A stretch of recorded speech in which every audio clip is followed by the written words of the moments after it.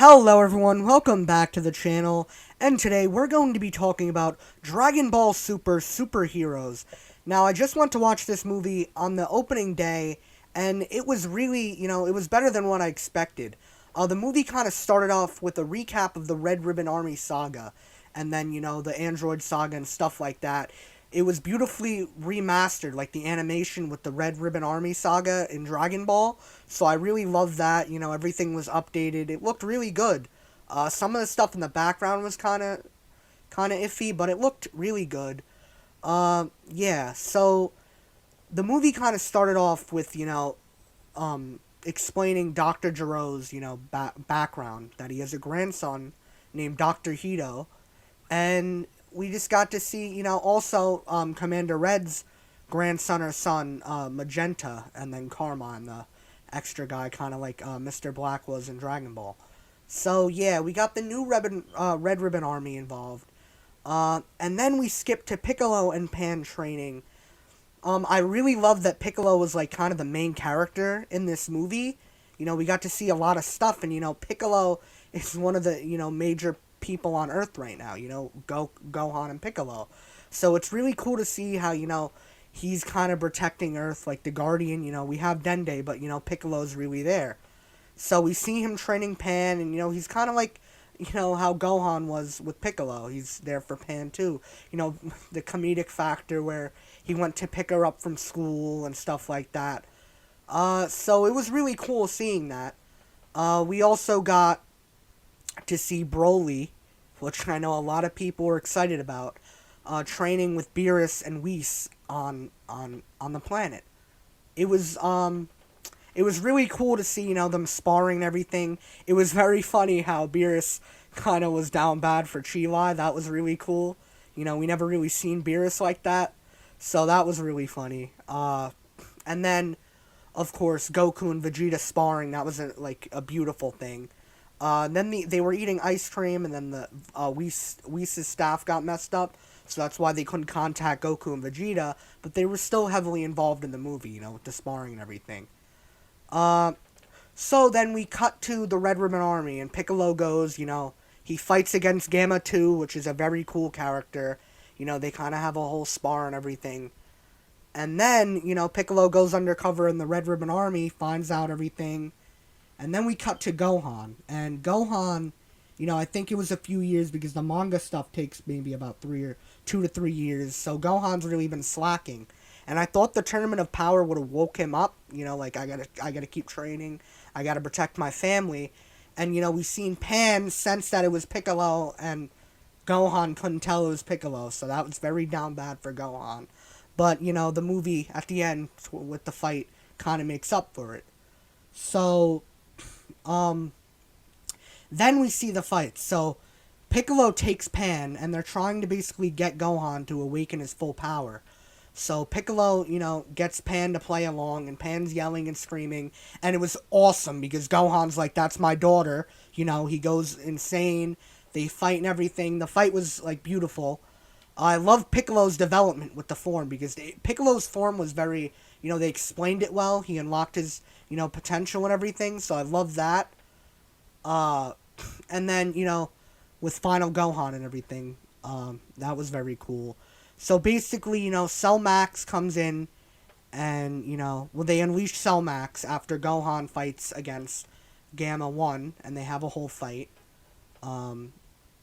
After they fight, and they're like, oh, we're doing something wrong now, because, they thought that the villains were Gohan, Goku, and all them, but it was just reverse.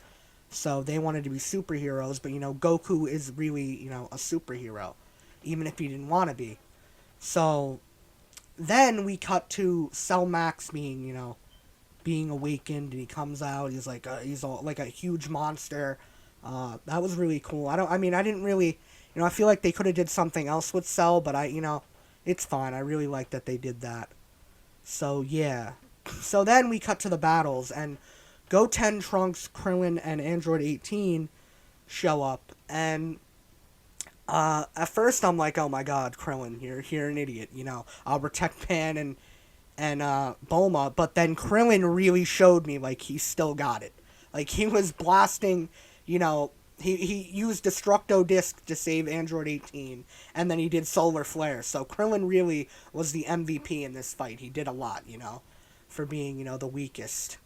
But one of my personal favorite characters is Gotenks, and I feel like they butchered, Goten and Trunks. Like, now they're just you know, comedic characters. It's like kind of sucked, and at the end they kind of teased us, when Goten and Trunks did, the fusion perfectly, and it's like, oh, you don't get to see adult Gotenks.